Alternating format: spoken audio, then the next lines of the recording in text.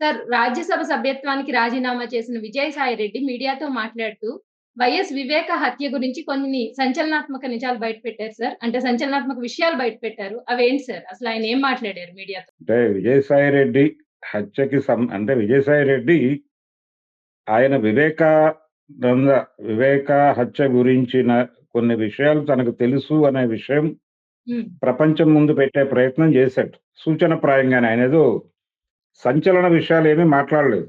హ్మ్. సంచలన విషయాలేమీ మాట్లాడలేదు గానీ, ఆయన ఆ టాపిక్ ఎత్తటమే సంచలనం. Okay sir. అంటే అక్కడ అవసరం లేకపోయినా ఎందుకు మాట్లాడాడు అనేది చూస్తే, హ్మ్. నన్ను మీరు కదిలిస్తే నేను చాలా విషయాలు మాట్లాడగలను. చాలా విషయాలు నాకు తెలుసు. హ్మ్. అవినాష్ రెడ్డి ఆ రోజు ఫోన్ చేసి ఏం మాట్లాడాడు? ప్రపంచానికి ఏం చెప్పాడు? అక్కడ ఉన్నటువంటి విమర్శలేమిటి? జరుగుతున్న వ్యవహారాలేమిటి? దానిలో పార్టీ ఇతర నాయకులు ప్రమేయం ఏ మేరకు ఉంది? అంటే అది హార్ట్ అటాక్ అని ఎందుకు చెప్పాల్సొచ్చింది? హ్మ్. ఇవన్నీ కూడా నేను ఓపెన్‌గా మాట్లాడేస్తాను. ఓహ్! మాట్లాడే అవకాశం ఉంది. ఎప్పుడుంటుంది ఆ అవకాశం? నన్ను ఇబ్బంది పెడితే. హ్మ్. అని వాళ్ళ పార్టీకి, వాళ్ళ పార్టీ నాయకులకి కూడా ఒక చిన్న హెచ్చరిక చేసే ప్రయత్నం చేశాడాయన. ఓకే. అందుకోసం అని వాంటెడ్‌గానే ఈ టాపిక్ తీసుకొచ్చాడు. హ్మ్. ఈ టాపిక్ తీసుకొచ్చి మాట్లాడాడు. ఇది ఆయన ప్రోగ్రామ్. అంటే తనని తాను కాపాడుకోవటం కోసం. ఆయన కృతజ్ఞతలు చెప్పినటువంటి లిస్ట్‌లో భారతి గారు గూడా ఉన్నారు. హుహు. హ్మ్. వైఎస్ భారతి గారికి కూడా ఆయన థాంక్స్ చెప్పాడు. హ్మ్. ఇంతకాలం నన్ను నడిపించినటువంటి నాయకత్వంలో ఆవిడ కూడా ఉన్నారు. అంటే పార్టీ నాయకత్వంలో ఆవిడ స్ట్రెయిట్‌గా కనిపించలేదెప్పుడు. కానీ తెర వెనక రాజకీయం చేస్తున్నారు అనేది ఈయన అభిప్రాయం. హ్మ్. దాన్ని ప్రపంచానికి చెప్పేశాడు. చెబుతూ వివేక హత్య ప్రస్తావన చేయటం. అంటే ఆవిడ పాత్ర ఉంది వివేక హత్యలో అనేది ఒకటి ఎస్టాబ్లిష్డ్ ఫ్యాక్ట్ బయట నడుస్తోంది. హ్మ్. బయట చాలా మంది గతంలో మాట్లాడారు. నిజానికి వివేక హత్య వెనకాల ఎవరెవరున్నారు అనేది వ్యవహారంలో చూస్తే హ్మ్. భారతి గారి ప్రమేయము, అలాగే అవినాష్ రెడ్డి ప్రమేయము కొంచెం ఎక్కువ ఉన్నట్టుగా ఒక ప్రచారం ఉంది. ఆ హ్మ్. ప్రచారాన్ని కూడా ఆయన ఇండికేట్ చేశాడు విజయసాయిరెడ్డి. హ్మ్.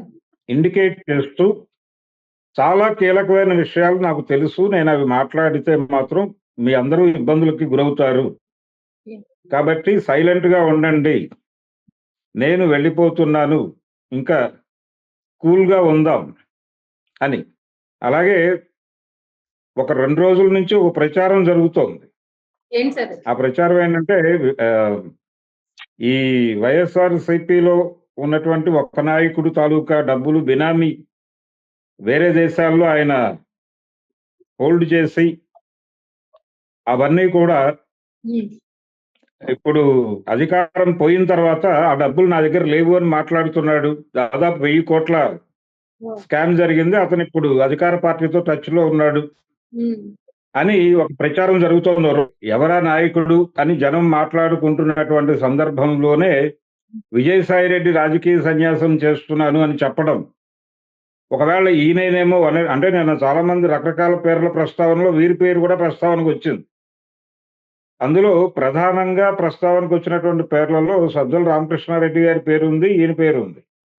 సో, ఈయనిప్పుడు సీన్‌లో నుంచి తప్పుకోవడంతో ఆ ఎపిసోడ్ కూడా ఏవైనా ఈయన్ని గాయపరిచిందా అనేది ఒక వ్యవహారం. హ్మ్. అలాగే ఇందాకే మనం చెప్పుకున్నట్టుగా ఈ కూతురుని ఇచ్చినటువంటి మెట్టినింటి తాలూకా ఫార్మా కంపెనీ చేతులు మారటం హ్మ్. ఈయన్నేమైనా ఇబ్బంది పెట్టిందా? ఇవి కూడా ఒక చర్చ ఉంది.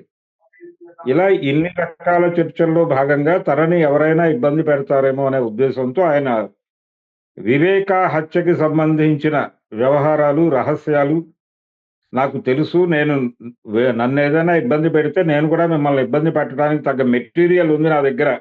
హ్మ్. అందుకని మనం అనవసరంగా ఒకళ్ళనొకళ్ళు ఇబ్బంది పెట్టుకునే పరిస్థితి తెచ్చుకోకండి. నా నుంచి మీకు ఇబ్బంది కలిగే పరిస్థితి తెచ్చుకునేది మీరే. కాబట్టి మీరు కొంచెం కాన్షియస్‌గా ఉండండి అని తన పార్టీ నాయకత్వానికి ఒక హెచ్చరిక చేశాడు. ఆ హెచ్చరిక చేసినట్టుగానే చూడాలి. ఇప్పుడు వివేక హత్య గురించి ఆయన మాట్లాడినటువంటి మాటలని చూస్తే హ్మ్. వాంటెడ్‌గా ఎవరు అడగకుండానే మాట్లాడాడాయన. మీడియా అడగకుండానే ఈయన మాట్లాడారు. ఈయన చెప్పాడు. చెప్పిన తర్వాత వీళ్ళు అడిగితే అవన్నీ తర్వాత అన్న పద్ధతిలో దాటేస్తూ వెళ్ళాడు.